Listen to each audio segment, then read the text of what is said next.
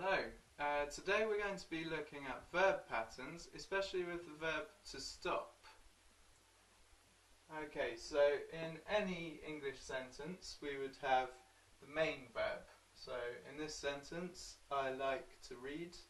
The main verb is like. So that's the verb that you conjugate depending on the tense and the person. So for example, I like to eat, you like to eat, he likes to eat. I liked to eat, I would like to eat, etc. And the same in the second sentence here, I like reading. And the next verb which follows can either be an infinitive or a gerund, and this can confuse people sometimes. So the infinitive is the verb with to.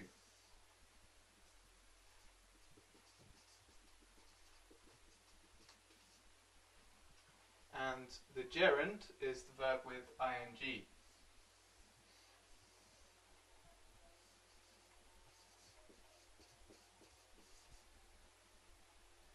Okay, in many languages, the second verb is always the infinitive. But in English, you have to choose between the infinitive and the gerund.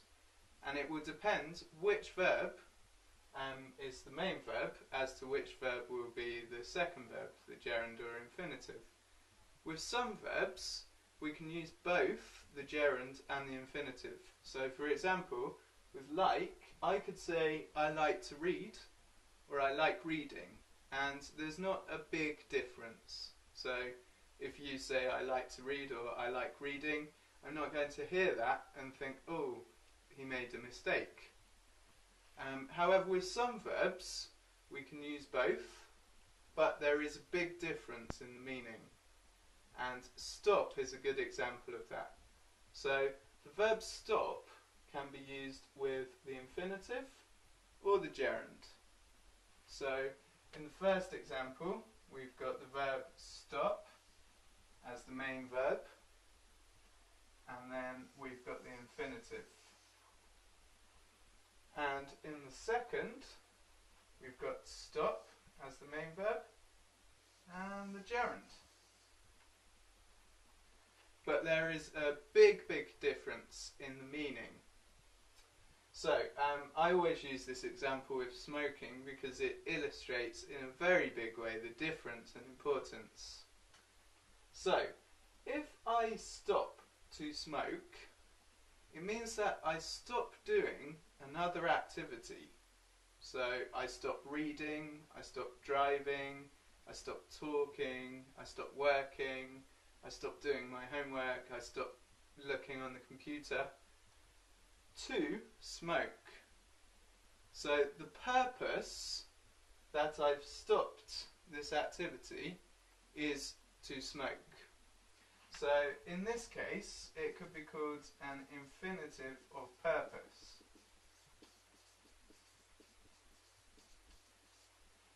So we're describing the purpose of the stop.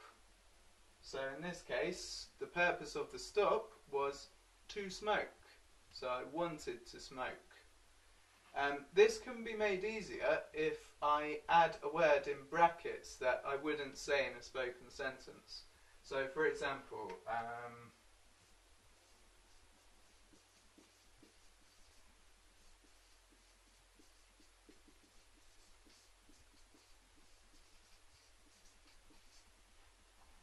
I stopped working to smoke. Now, because of the context and because of the grammar, we wouldn't normally say I stopped working to smoke in a normal sentence. We'd just say, oh yeah, I was working and it got to about 2 o'clock and I stopped to smoke. Okay, now when we use stop with the gerund, it means that we finish an activity. So we stop doing the activity that we're talking about.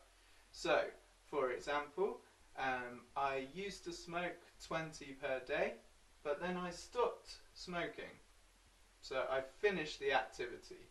So I was smoking for, let's say, 2 years. And then I stopped. I finish the activity.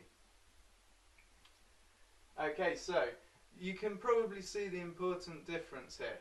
In this example, I finished doing something, I don't smoke anymore. But in this example, I finished doing a different activity and I smoked. So the meanings are the exact opposite of each other. So we could use this with any other example. For example,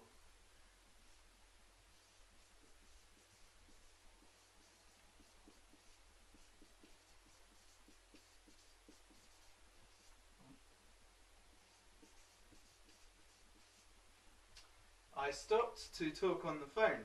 So I was driving and I stopped driving to talk on the phone. So the purpose of the stopping was to talk on the phone.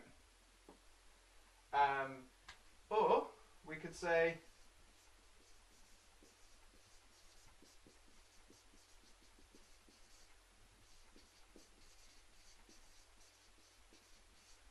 I stopped talking on the phone. So it was getting very annoying. My boss was always calling me up, so I just decided to throw my phone out of the window and never answer the phone again.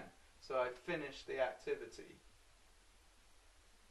And we could use this with millions of examples. So I stopped to read. So I stopped talking and read a book. I stopped reading, I threw all my books out the window. I stopped to watch TV. So I was working and I wanted to watch TV. I stopped watching TV, I quit the TV. Okay, I hope that was helpful for you. Please give this video a like if you could, and also share it with any friends who you think it could be useful for.